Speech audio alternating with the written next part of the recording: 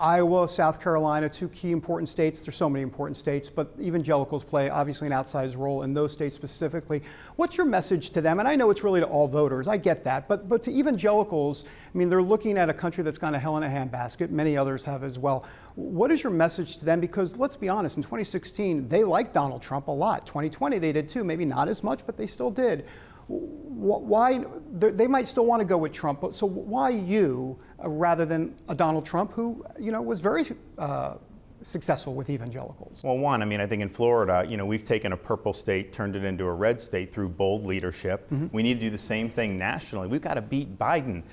We were able to win Florida by 20 points. I had a record percentage of evangelicals here in Florida, but I also had a record with Hispanics and record for a Republican with women voters. Mm-hmm. And that's with bold colors, not with pale pastels. We led. So I think that that's important because if Biden gets in again, the left is going to absolutely destroy this country even more than it is now. Mm-hmm. The other thing is, I don't think there's any elected official in the country who's not only stood up for the values that we all share, but has actually beat the left back on these things. We're winning in Florida against gender ideology. It is not in our schools. I just signed legislation saying teachers are not allowed to demand pronouns from the kids. I had Walt Disney World come down on me and fight me on that. All these other Republicans are actually taking the side of Disney. They're criticizing me for standing up to Disney because they're a big, powerful company and all this other stuff.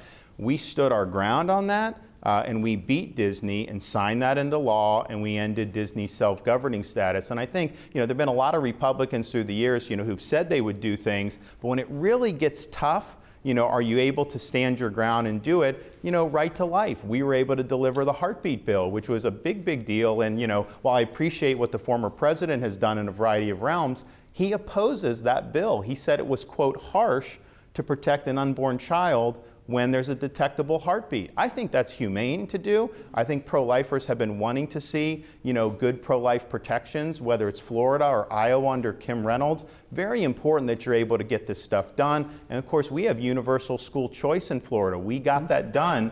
Parents have a right to direct the education and upbringing of their kid, particularly for parents who want a religious education. They now have the ability, if they can't afford it, they have a scholarship. And yes, we have Christian schools, but we have Jewish day schools. We have things for all parents. That's made our state a lot stronger. So I don't think there's been anyone that's really been delivering on these key issues more consistently than me. A lot of times what Republicans and even conservatives will do, they'll say, okay, let's just slow the left down a little bit. So it's kind of like managed decline. No, no, no. I've reversed the decline in Florida. We're on offense in Florida, and you know what? People are responding positively. I think the country is more prepped right now than ever, the majority, to say, you know what? We need to get behind somebody that's going to fight back against all this nonsense, but it's going to do it smartly, it's going to be disciplined, going to be focused, and is going to actually bring all this stuff in for a landing. And if we can do half of what we did in Florida, up in Washington, we are going to be in really good shape as a country. You mentioned abortion. Do you feel the former president's going soft then on abortion a little bit, especially in this area that you mentioned earlier? Well, I think so. I mean, I was really surprised because he's a Florida resident. And I thought he would compliment the fact that we were able to do the heartbeat bill, which pro-lifers have wanted for a long time. He never complimented, never said anything about it. Then he was asked about it, and he said it was, quote, harsh, but these are children with detectable heartbeats. And I think to do that was very humane, and I think it was something that every pro-lifer appreciates that we were able to get that done.